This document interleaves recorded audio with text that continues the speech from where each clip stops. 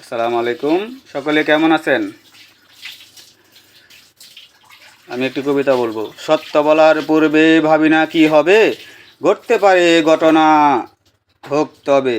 মিথ্যা প্রতারণার জন্য আমি নই, আসুন সত্য বলি মানুষ হই। সত্য বলে কত হয়েছে অপমান, তারা যেমন ভাবে সবাই সমান। মিথ্যা চিরদিনই মিথ্যা, আছে ইতিহাস।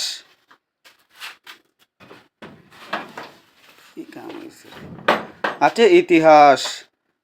সত্য বলুন যতক্ষণ জীবন আছে শ্বাস।